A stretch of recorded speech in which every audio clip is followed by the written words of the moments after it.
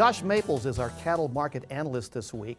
According to the recent May USDA Cattle on Feed report, calves on feed for the slaughter market in the U.S. totaled 11.6 million head on May 1st.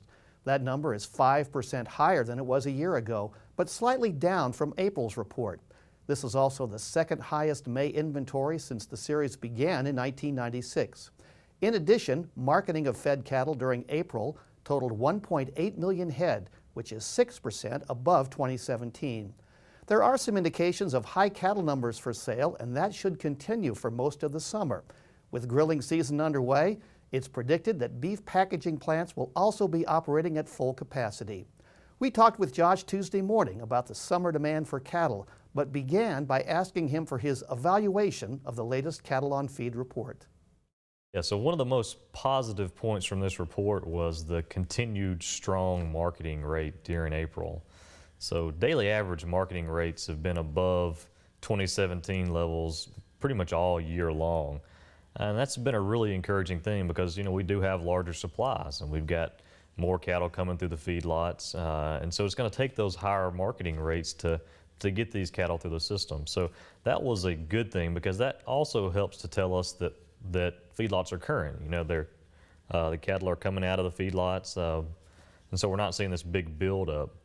On the kind of concerning side, I wouldn't say concerning as much as negative in terms of prices, is that these higher marketing rates are coming at lower prices. So we are seeing more cattle marketed than we saw last year, but if you look at the average price during the month of April, the 5-market average fed cattle price is about $10 per hundredweight lower this year than it was last year. So higher marketings, which we need, but these marketings are coming at lower prices. What do you think will be the outlook for the marketing rate over the next few months?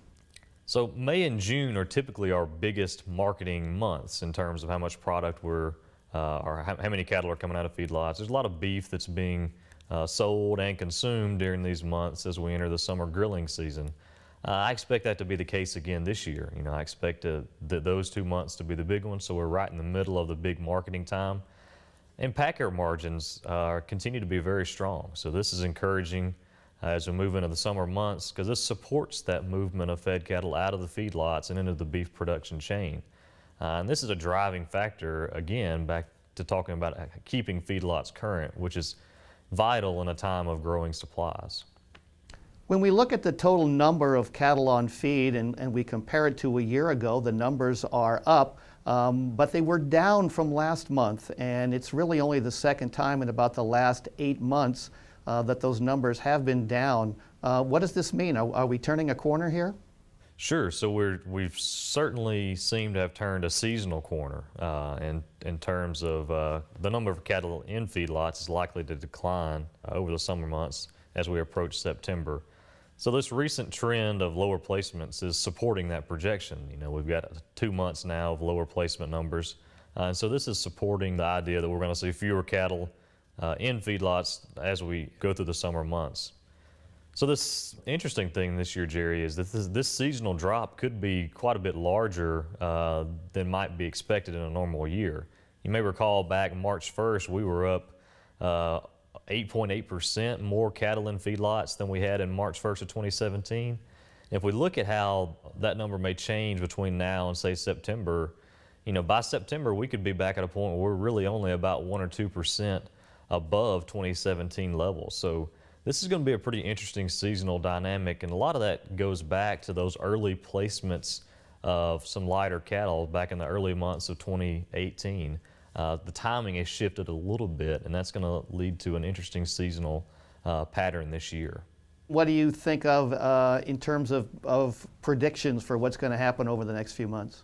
Yeah, so I think that this expectation of larger supplies was priced in a long time ago, or at least the past few months. If we look at what futures prices are doing, down around $1 for live cattle futures.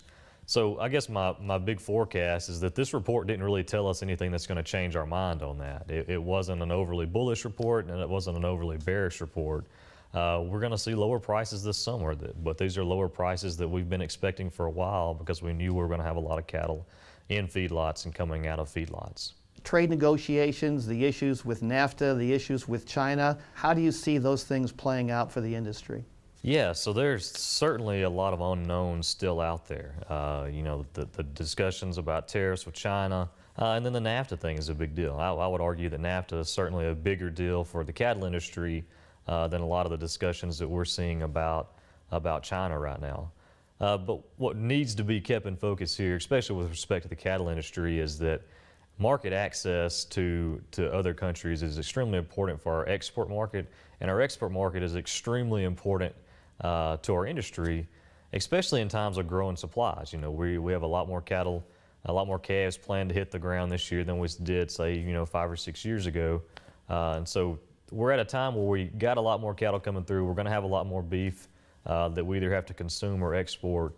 And so gaining or keeping access to other countries is going to be extremely important. So I think that's one thing to make sure that we keep as a focal point in terms of market access with these countries anytime we see trade talks in the news.